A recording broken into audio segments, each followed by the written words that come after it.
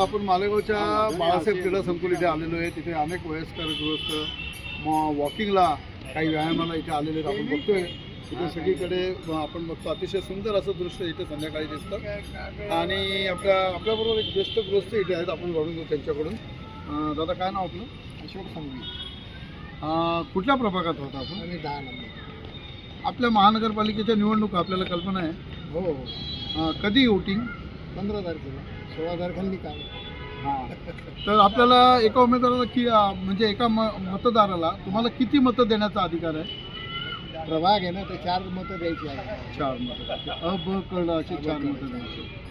तर काय वाटतं आपल्याला, तुम्हाला भावी नगरसेवक कसा असावा आता या निवडणुका आल्या? काम करणारा असा, रोड स्वच्छ झाले पाहिजे, गडारी स्वच्छ झाल्या पाहिजे. काही दिवसापासून सफाईला येत नाही महापालिका.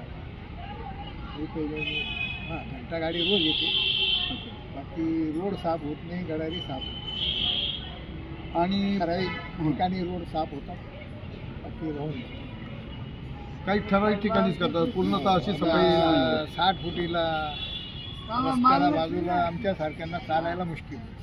अच्छा, म्हणजे खडीवरती आहे म्हणजे काय आहे, त्याला लेवल केलेली नाही. हां हां.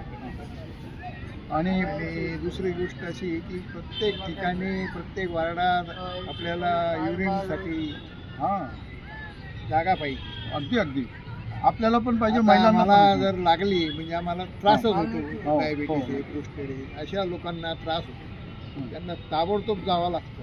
बरोबर, जागा नसते, मग आम्ही कुठेही हे करतो. अगदी बरोबर. म्हणजे स्वच्छतागृह जागेजागी पाहिजे, महिलांसाठी पण पाहिजे आणि महिलांसाठी वेगळं पाहिजे, जेंट्ससाठी वेगळं पाहिजे. तुम्ही भले 2 रुपये घ्या, हां स्वच्छ पाहिजे. आणि हे पाहिजे इथे बनवून टाकले आणि पडले ते त्याच्यात कचरा पडतोय ते.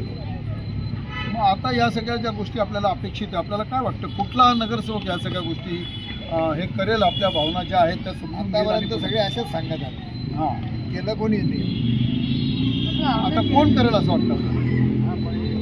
पाहू आता पंचवार्षिक योजनेमध्ये कोण काय करतो, त्याला पुढचा चान्स आहेच. परत मग आता काय वाटतं तुम्हाला, कोण निवडून येईल किंवा कोण आलं पाहिजे, काय वाटतं? आता फाईट टफ आहे.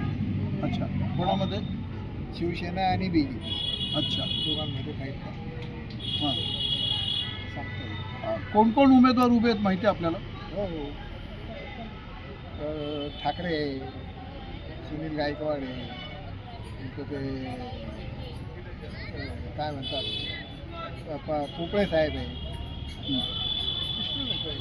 ऐरे. अच्छा, रा- सगळे नगरसेवक भावी नगरसेवक तुमच्याकडे मतं मागायला तर येऊन गेले असतील.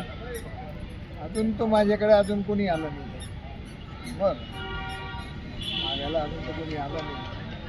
समजा कोणी आले तुम्ही त्यांना सांगाल का की या सुविधा झाल्या पाहिजे? हो, बाबतीत सांगू ना, त्याच्यात काय भीती, सांगायलाच पाहिजे. त्यांच्याही लक्षात आलं पाहिजे ना.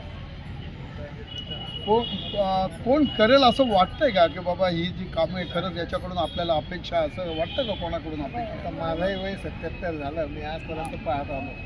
सांगून जातात पण करत कोणी. खूप खूप धन्यवाद. आपण आमच्याशी संवाद साधला, आपण आमच्याशी बोलला. आम्ही आपले प्रबंधभूमी महाराष्ट्र न्यूजतर्फे तुमचा आभार व्यक्त करतो. थँक्यू. आपल्याबरोबर अजून एक ज्येष्ठ गृहस्थ आपल्यासमोर आहेत. जाणून घ्या त्यांच्याकडून. दादा काय नाव आपलं? नाना इंगळे. काय म्हणाल आपण, महानगरपालिकेच्या आता सध्या निवडणुका लागलेल्या, काय वाटतं तुम्हाला निवडणुकासंदर्भात? निवडणुका संबंधी पण आता पहिल्यासारख्या जसं निवडणूक व्हायच्या तसं आता होत नाही. आता पैशांचा व्यवहार जास्त चालतो, हां हां. म्हणून झोपडपट्टीकडे जास्त कल आहे त्यांचा.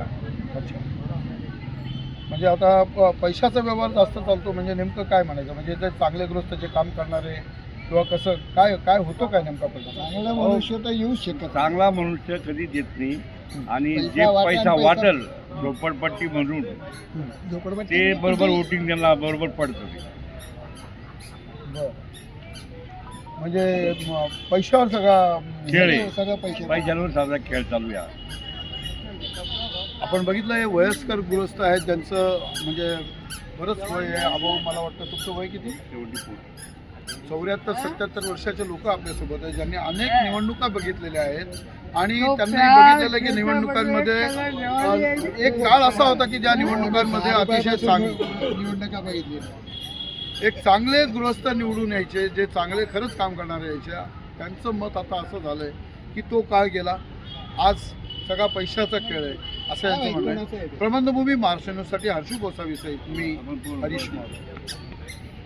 ताज्या व महत्त्वाच्या बातम्या बघण्यासाठी प्ले स्टोअरवर जा, प्रबंधभूमी ॲप डाउनलोड करा व या धावपळीच्या जीवनात अपडेट राहा.